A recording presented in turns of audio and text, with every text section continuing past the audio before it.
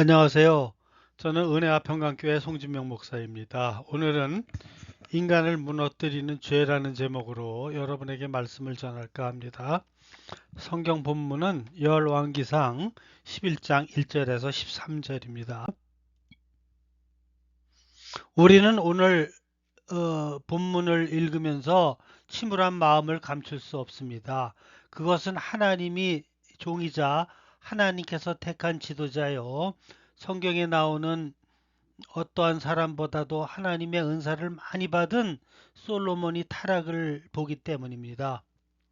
우리는 오늘 본문에서 솔로몬의 무너지는 모습을 보면서 어떻게 하나님을 섬기던 그리고 1000번째의 예배자 솔로몬이 무너지게 되었는가?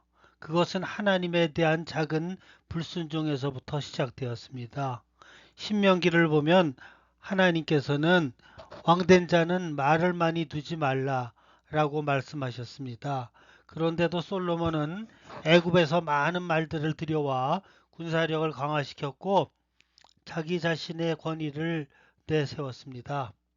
별것 아닌 것 같아도 이런 작은 불순종이 뿌리에 뿌리를 내려서 더 불순종으로 나아가도록 만듭니다. 많은 사람들이 하나님 앞에서 능력 있게 서지 못하는 이유가 무엇입니까? 자아가 강한 사람은 하나님 앞에서 크게 쓰임받지 못합니다. 그런 사람은 하나님 말씀에 순종하기보다 자기 이성의 종이 되어버립니다. 자기 뜻에 맞으면 순종하고 자기 뜻에 맞지 않으면 거부합니다. 우리는 하나님 앞에서 철저히 순종해야 합니다. 솔로몬은 하나님의 말씀에 순종하는 것 같았습니다. 그러나 약간의 작은 불순종으로 인해 그에게 크나큰 재앙이 임하게 되었습니다. 첫 번째, 어, 점점 솔로몬은 무너져가게 되었습니다. 그것은 하나님의 명령을 저버린 결혼을 했기 때문입니다. 결국 작은 죄악을 품자 솔로몬은 역시 본격적인 죄를 짓기 시작했습니다. 솔로몬은 왕이 바로 이 딸 외에 이방의 많은 여인을 사랑하였으니 곧 모압, 암몬, 에돔과 시돈과 헷 여인이라. 오늘 본문 11장 1절입니다. 하나님께서 그렇게 금하신 이방 여인과 결혼하고 만 것입니다. 게다가 중원이 계속되었습니다. 그는 수많은 여인들을 아내로 맞이하였습니다. 참으로 한심한 것은 솔로몬이 몰라서 이런 죄를 지은 것이 아니라는 사실입니다. 하나님께서 일찍이 분명히 경고하셨습니다. 왕된 자는 아내를 많이 두어서 그 마음을 미혹하게 말 것이며 신명기 17장 17절 말씀입니다. 많은 아내들이 하나님과 백성들을 섬겨야 하는 왕의 본래 임무를 소홀히 하게 만들 것이기 때문입니다. 그럼 솔로몬이 이런 죄를 범한 이유는 무엇입니까? 솔로몬은 하나님의 지혜를 충만히 받은 사람이니 이론적으로 다 알았습니다. 그러나 현실적 축복에 너무 취해서 그것을 실천할 수 있는 능력을 잃어버리고 말았습니다. 솔로몬이 1000명이나 되는 아내를 둔 것은 그들을 사랑한 것 이외에도 혼인 동맹을 통해 나라의 안전을 꾀하려는 정략적인 인간적인 목적이 있었습니다. 그러나 어쨌든 하나님의 축복으로 성공한 솔로몬은 오직 하나님만으로 그의 의지를 삼아야 하거늘 세상의 왕들과 똑같은 정략적 방법으로 왕권을 유지하려고 했습니다. 이로 인해 그는 돌이킬 수 없는 패망의 길로 들어서게 됩니다. 그러나 정작 중요한 것은 이 여인들이 솔로몬의 마음을 돌이켜 우상을 숭배하게 했다는 사실입니다. 4절에 보면 솔로몬이 나이 늙을 때 왕비들이 그 마음을 돌이켜 다른 신들을 쫓게 하였으므로 왕의 마음이 그 붙인 다윗의 마음과 같지 아니하니 그 하나님 여호와의 앞에 온전히 못하였으니 라고 말씀하고 있습니다. 솔로몬의 배교 행위는 그의 통치 말년에 본격적으로 시작되었습니다. 솔로몬은 처음부터 그렇지는 않았습니다. 그리고 자신도 설마 이방 여인들로 인해 하나님을 저버리게 될 줄은 몰랐습니다. 여러분도 스스로의 능력을 과신하지 마시기 바랍니다. 우리는 우리가 생각하는 것보다 훨씬 약하다는 것입니다. 아마 처음에는 솔로몬도 아내와 첩들이 산당 건립에 이야기했을 때 단호히 안 된다고 했습니다. 그런데 왕비들이 왕의 마음을 돌이켰더라. 계속 반복되는 것을 미루어 볼 때 이것이 서서히 조금씩 이루어진 일임을 알 수 있습니다. 계속되는 아내들의 요구에 조금씩 마음이 해이해지고 타협하면서 이방신들과 하나님을 함께 섬기기 시작했고 결국은 꺼리낌 없이 우상 숭배에 빠져서 국고를 털어서 곳곳에 이방 산당들을 세우는 일까지 서슴지 않게 되었습니다. 우리는 죄를 가볍게 보아서는 안 됩니다. 죄를 가볍게 보고 장난치듯 서서히 빠져들어 거기에 익숙해지고 타협하기 시작하면 어느덧 죄가 쌓이고 쌓여 결국에 걷잡을 수 없게 되는 것입니다. 하나님의 특별한 축복과 지혜의 은사를 받았던 솔로몬의 이런 타락은 눈에 보이는 성공에 취해서 하나님의 말씀을 소홀히 할 때 그 누구라도 죄에서 벗어날 수 없다는 사실을 입증해주고 있습니다. 그 누구도 자신에 대해 장담할 수 없는 게 제 문제입니다.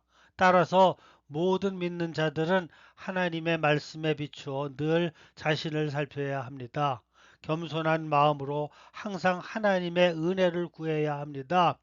그런즉 선줄로 생각하는 자는 넘어질까 조심하라. 고린도전서 10장 12절입니다. 라는 말씀을 늘 상기해야 합니다.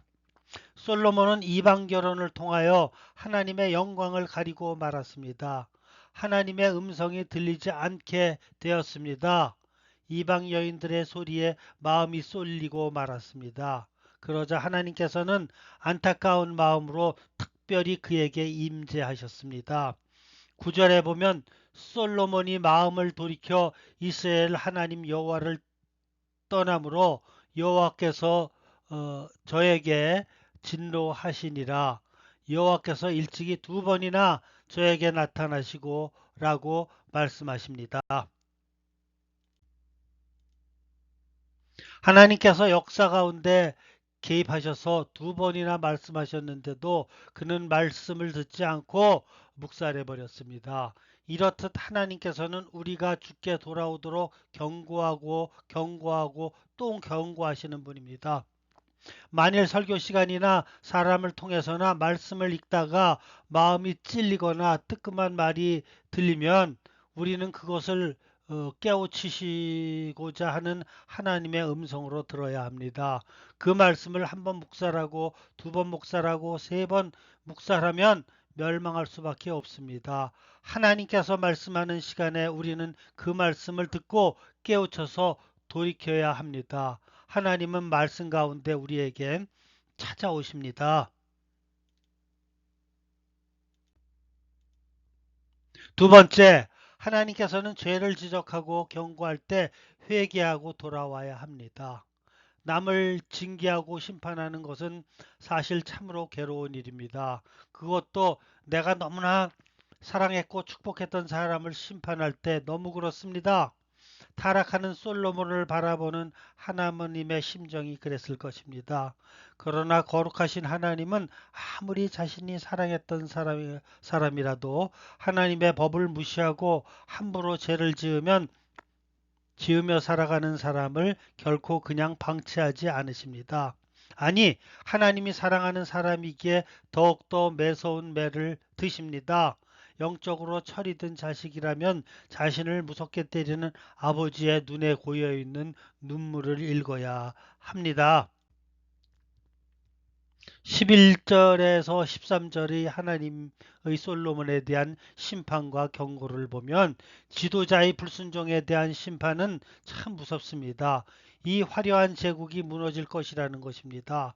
그것도 믿고 의지하던 신복, 신하 중 한 사람에게 줄 것이라는 것입니다. 아무리 화려하고 웅장한 제국과 재산도 무너지는 것은 한순간입니다. 올라가긴 어려워도 떨어지긴 순식간인 것이 인생입니다. 그러니 너무 이 땅에서 성공에 목숨 걸지 마시기 바랍니다. 하지만 아버지 다윗을 생각해서 살아있을 때에는 이 일을 행치 않고 아들 때에 가서 행할 것이라고 한 지파는 남겨줄 것이라고 하셨습니다. 솔로몬은 언약을 파기했지만 하나님은 다윗을 기억하시고 끝까지 언약에 신실하셨습니다.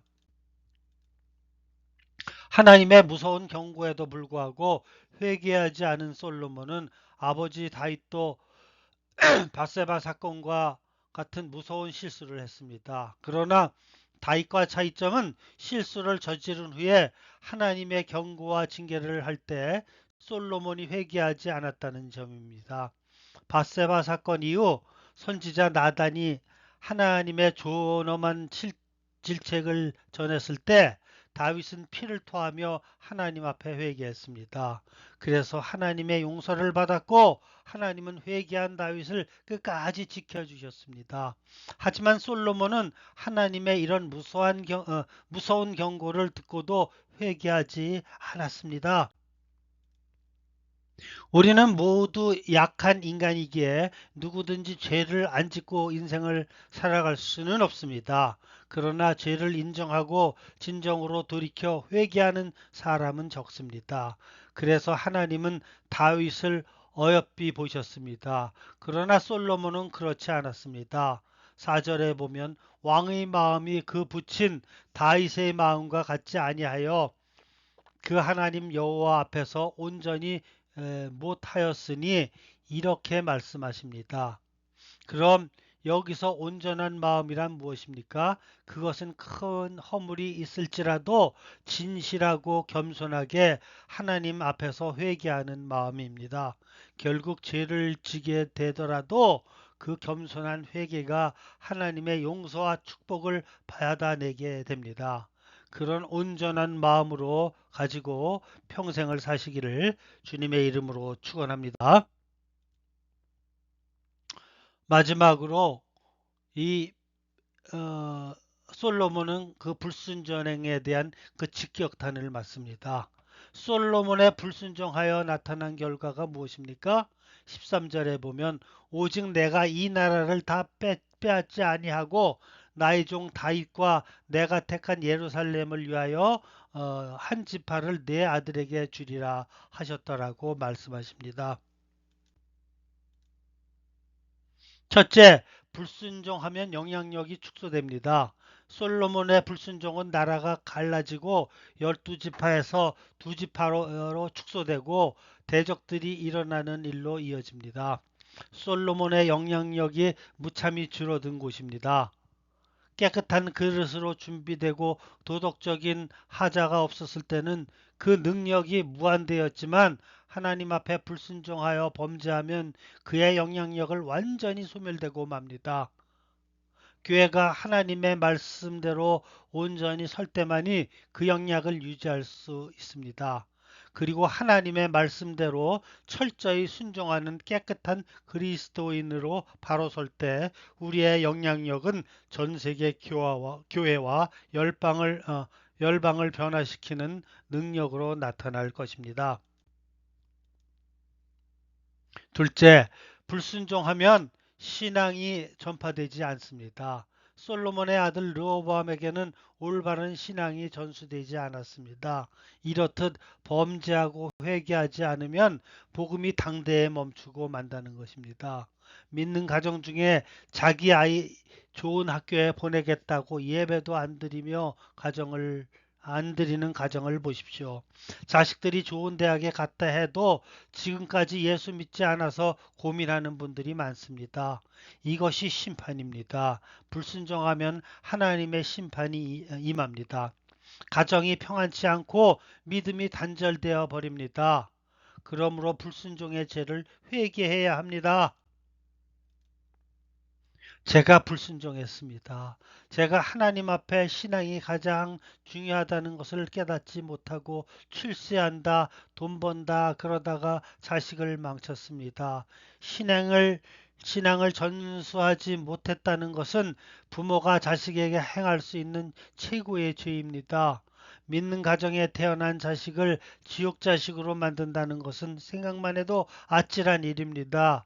우리의 불순종이 그런 일들을 낳습니다. 솔로몬도 자신을 당대에 많은 은혜를 누렸으나 자식은 기어이 망하게 되었습니다.